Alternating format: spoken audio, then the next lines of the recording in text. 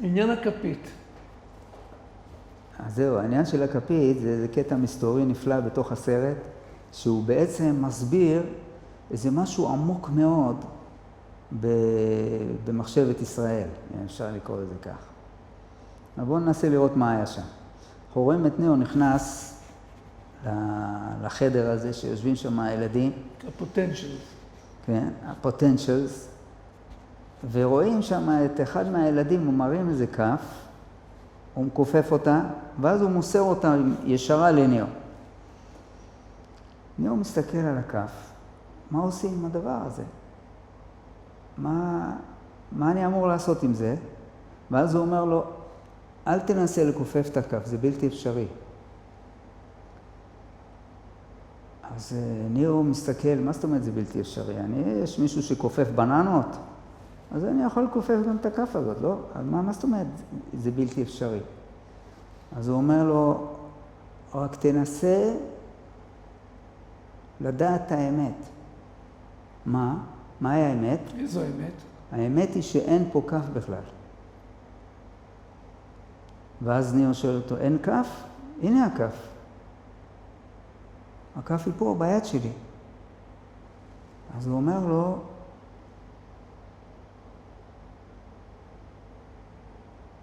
אתה צריך לדעת את העניין הזה שאתה בעצם צריך לכופף את עצמך, לא לכופף את הכף. כן, הדו-שיח הזה ביניהם הוא דו-שיח, כשאתה תופס אותו לכשעצמו, אז הוא כל כך לא משמעותי, כל כך לא הגיוני, כל כך לא מציאותי, ששאלה למה הם הכניסו את זה פה. עכשיו בואו ננסה להבין את זה כמו שדיברנו מקודם. אז בשביל להבין את זה קודם, אז צריך לדעת שיש איזה ממרה בחז"ל, שאומרת שהקדוש ברוך הוא מסתכל בתורה ובורא את העולם. הקדוש ברוך הוא מסתכל בתורה ובורא את העולם. מה זאת אומרת? זאת אומרת שהעולם הוא בעצם ספר תורה. למה? כי הוא הסתכל בתורה והוא ברא את זה, אז זה בעצם שכפול של ספר תורה. כל העולם זה שכפול של ספר תורה. עכשיו יש ממרה אחרת שאומרת, אחד מהתנאים אומר את זה, הוא אומר, כל העולם לא נברא אלא בשבילי. וזה לכשעצמו זה דבר תמוה, מה זאת אומרת בשבילך? אז עם כל הכבוד שאנחנו נותנים לך שאתה תנא חשוב מאוד, אבל יש גם רבי עקיבא, יש גם רבי אליעזר, יש גם דוד המלך. כל העולם כולו. יש דוד המלך, יש אברהם אבינו, יש הרבה אנשים פה, אתה בן אדם מיוחד מאוד, אין מה לדבר, אבל מה זאת אומרת זה נברא בשבילך, כן?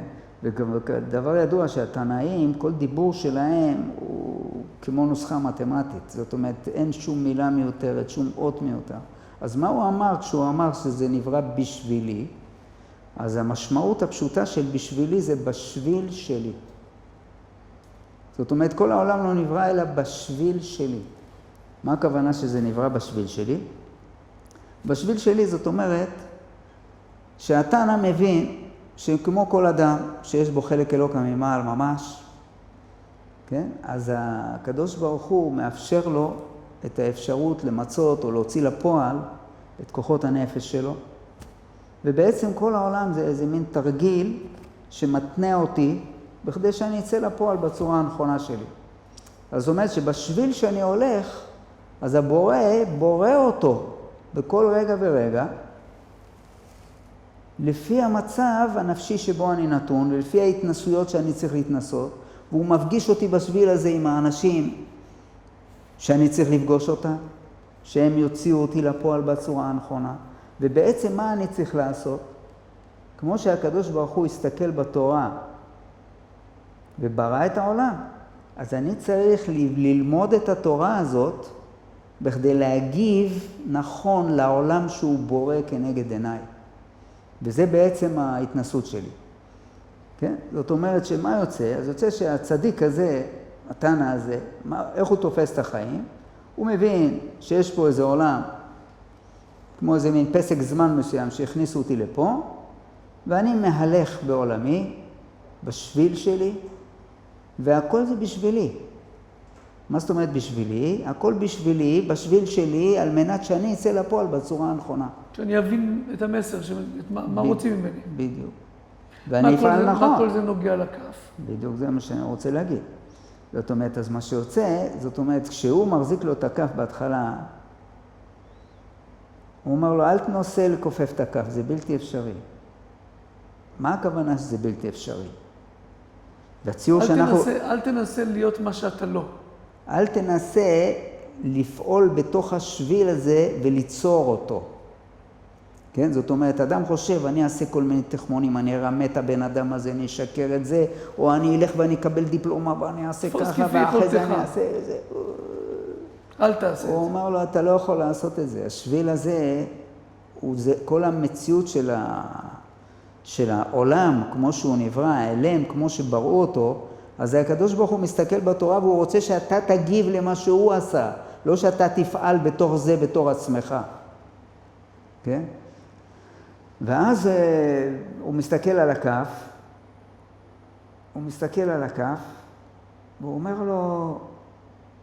אומר לו, אתה לא יכול לכופף את הכף הזאת, רק תדע שמה שאתה צריך לעשות, תדע את האמת. לכופף את עצמך. הוא אומר לו, תדע את האמת ש-there is no spoon. מה זאת אומרת there is no spoon? כשהוא מתכוון שאין ספון, זאת אומרת שהוא בא להגיד לו, זה שהמציאות שאתה רואה לנגד עיניך, היא בעצם השתקפות של החיים שלך. זאת אומרת שמה שאתה רואה פה זה שהקדוש ברוך הוא בורא את העולם, בהתאם למציאות שלך ממש.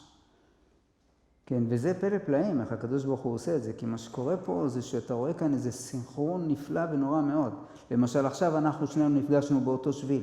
זאת אומרת, זה כאילו השבילים שלנו נפגשו, יש לנו את פאבל פה, ועכשיו הגיע אלינו יצחק, אתה מבין, מלונדון, ועוד מי יודע, אתה מבין, כל השבילים של אלה שישמעו את השיעור הזה נגיד, או אלה שאנחנו מכירים, כל העניין של החיים של האדם, זה כל הזמן איזה מין חיבור של סיטואציות, והקדוש ברוך הוא בכל רגע ורגע, הוא מסתכל בעולם והוא בורא אותו עכשיו ממש. זה לא כדור שמתגלגל, ואחרי שאתה נתת לו את הדחיפה הראשונה, אז הוא עכשיו בתור אינרציה הוא ממשיך להתגלגל. זה לא כך. העולם נברא בכל רגע ורגע ממש, בכל שנייה ושנייה. עכשיו למשל, הוא בורא את הקול שלי, אתה מבין, את הריאות שלי דוחסות, אתה מבין איזה משהו דרך הפה, שזה יוצר איזו מציאות של דיבור, וזה עובר אליך ונתפס שם בממברנה של האוזן שלך, וזה באיזו פעילות עצבית, פלאית, אתה מבין, זה משגר איזה אות למוח שלך, והכל באופס כזה אחד, אתה מבין? וכל מה שתיארת עכשיו זה רק הפן הפיזיולוגי שהוא מופלא, כן. אבל זה הרבה יותר עמוק מזה, כי כן, כי הנביאה היא בעצם נביאה רוחנית. אין החינם, כי הכל זה בעצם משרת הנשמה. זאת אומרת, כל הדיבור שאני מדבר לנשמה שלך, לא לממברנה שלך. ודאי, אלא רק כלים חיצוניים. בדיוק. אז מה שיוצא זה, אז יוצא שבעצם כשהוא בא ואומר לו, there is no spoon, אז מה בעצם הוא אומר לו? הוא אומר לו שהמציאות היא לא דבר לכשעצמו. זה לא דבר לכשעצמו שאתה יכול לכופף אותו. כן? זאת אומרת, זה איזה מין משהו שהוא נמצא בתוכך, זה אתה בעצם, המציאות הזאת שאתה רואה מול עיניך. והיא מופעלת... אתה יוצר אותה בכל רגע נתון. כן, זאת אומרת, הקדוש ברוך הוא בורא אותה לפי הנתונים שאתה משגר למחשב שלו, אם נגיד כך, כן? אחרי זה הוא אומר לו עוד דבר. מה הוא אומר לו? הוא אומר לו, מה שאתה צריך לעשות זה לכופף את עצמך. כן, לכופף את עצמך, מה הכוונה פה? ובאמת רואים שהוא מכופף את עצמו, ואז זה מתכופף. נכון, בדיוק. הוא עושה איזה מין תנועה כזאת עם הראש. דרך אגב, כשהילד עושה את זה, הוא לא מכופף את עצמו. הוא לא צריך, אתה מבין, גם נאול בעצם לא צריך.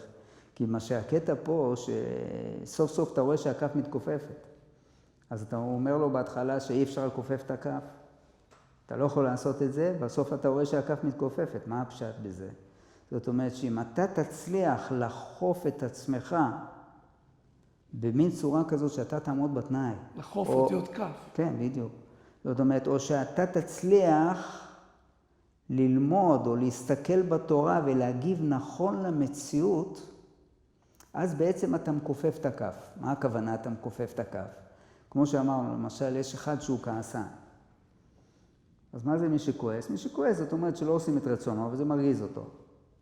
אני שום דבר לא מרגיז אותי, אני 100%, רק הוא הרגיז אותי. עצבן אותי. הוא עצבן אותי, בדיוק. כן, מה זאת אומרת? זאת אומרת שהאדם הזה, המציאות מפעילה אותו באיזה מין צורה כזאת, זה שהוא אין לו שליטה על הדבר הזה. אבל נניח שבן אדם היה יודע שכשאני מתרגז, מה קורה איתי? זאת אומרת שיש צד שהוא יכול להשתלט עליו רוחות רעות, אתה ממש, דברים נוראים יכולים לקרות לבן אדם שהוא כועס. והוא מחליט שהוא לא יכעס, כן?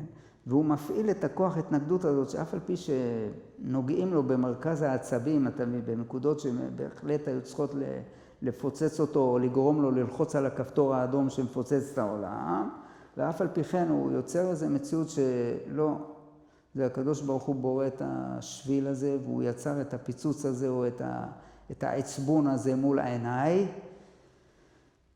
וכתוב שאסור לי לכעוס. אז עכשיו אני משתלט על הדבר הזה, ונניח שהוא מצליח לעצור את זה פעם, פעמיים, 3, אבל זה כבר נהיה חלק ממנו, אז באותו רגע מה שהוא עשה, הוא כופף את הכף הזאת. מה זאת אומרת שהוא כופף את הכף הזאת? שינה את המציאות. בדיוק. זאת אומרת, המציאות עכשיו השתנתה. עכשיו בוראים את העולם שכנגד עיניי, או בתוך השביל שלי, בלי הכעס, כי אין לי צורך בזה. כן? זאת אומרת שכאילו הוא ניקה את השביל שנברא במסלול של החיים שלו מהמציאות של הכעס. זה העניין שהוא עמד בתנאי. ועל זה אומרים השם יזכנו. זהו, אני חושב עד פה.